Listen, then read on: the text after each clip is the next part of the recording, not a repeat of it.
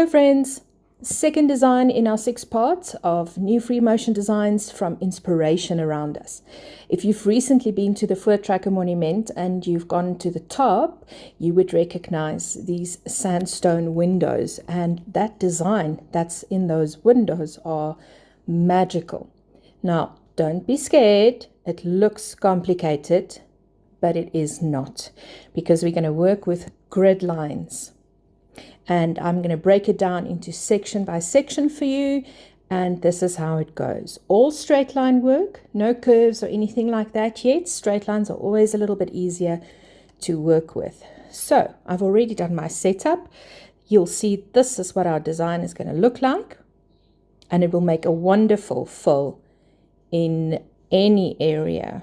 Creates a lot of interest, looks complicated, but I promise you it is not.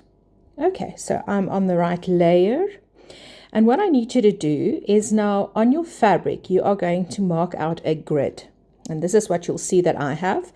In the background it's squares, and I would recommend you make these squares 1/2 inch. Now it sounds very small, it's not, because we're going to work across 2 squares. So the design in total will actually be closer to what did this work out? Let me just double check here. Closer to 2 inches wide by 1 inch high, 1.5 inches high each section. So this is to help us guide our lines and to make it easier to quilt accordingly. So draw up a 1/2 inch grid, and also remember the fabric that we're working on, our blocks that we're working on for this project, isn't very big, so it's not going to take you forever to do. Okay, if you have a stencil that's marked with 1/2 inches, that's great. You can just pounce it. If you have a 1 inch grid stencil, you can also pounce it and just offset the stencil to get your 1/2 inch markings. And then what I go and do is on the 1 inch lines, I make that line a little bit fatter, for instance, and that's what I've got here in my blue dashed lines. You don't have to do this, but it does help as a visual guide and boundary. Okay, and let's start. I do have it indicated the steps for you on the right hand side of the screen here as well. And so what I can also do is just send you a screenshot of it, but you'll have the video in the group on YouTube available for you to peruse and watch again and again and again. Okay, here we go.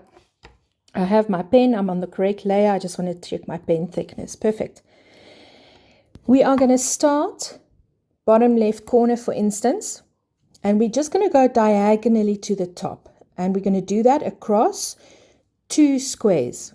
So we're going to go across 1, 2. So we meet up with the middle line. Then we're going to backtrack, and I'm just drawing it next to that line so you can see what I'm doing. I'm going to backtrack 1 square diagonally, and then I'm going to go diagonally up in the other direction. And essentially that's it. Those 3 legs, those 3 steps, that's what we're going to repeat and repeat and repeat. And then when we reach the other side of the design, we're just going to do it in mirror image. So here we go. Diagonally up across 2 squares. Come back down 1. Diagonally up in the other direction for 1 square. And up across 2, back 1, up 1, up across 2, back 1, up 1, up, down, up. Moving my paper. Remember, draw along with me. Up, down, up, up, down, up, up, down, up, and we complete that row. Now you have the option of going to the other side and working your way back down again, or sometimes it's easier to just break thread when you've reached the top of your area and restart at the bottom. I'm going to show you to restart at the bottom. When you go and practice this, you can practice it both ways until you figure out the path that works best for you. So I'm now going to do it as a mirror image. So I'll be starting down here at the bottom, diagonally up, 2 blocks, down, back on 1 block, up in the other direction. Let's go up, down, there. 2 blocks, 1 block, 1 block. Leg 1, leg 2, leg 3. Leg 1, 2, 3. 1, 2, 3. See, it's not that difficult. 1, 2, 3. 1, 2, complete that row. Okay, so I'm going to repeat that, and I'll be drawing the next ones, and I'll just do it in a little bit of a fast forward mode so that I don't take up all your time. I'll do one more leg in normal speed, and then I'll just speed up a little bit. So I'm just for sake of starting this out and for you to get the muscle memory built, I'll restart at the bottom. Up, 2, 3. 1, 2, 3. 1, 2, 3. 2, 3. So we're waltzing our way to the top of our block, or the boundary, or the area that you're going to quilt. Okay, and now I'll draw a little bit faster.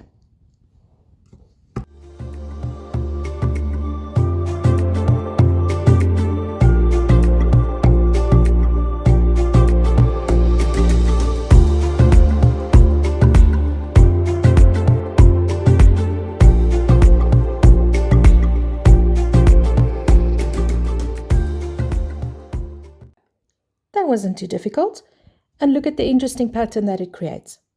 You can also then go and play with it some more if you feel like it by flattening some of those internal square areas. So I just want to make my pen a little bit thinner, and let's just do a what if. What if you go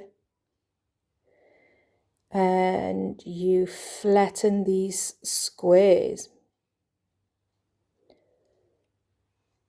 with whatever design? I'm just reaching for up down because it's quick and easy to do, and we're still on kind of straight line designs. If you feel more adventurous, or if your skill level is higher, you can do pebbles in there, you can meander in there, you can do a little cross hatch, whatever you feel like. But that would also create absolutely beautiful texture when you flatten some of these areas. And then maybe this row we go the other direction.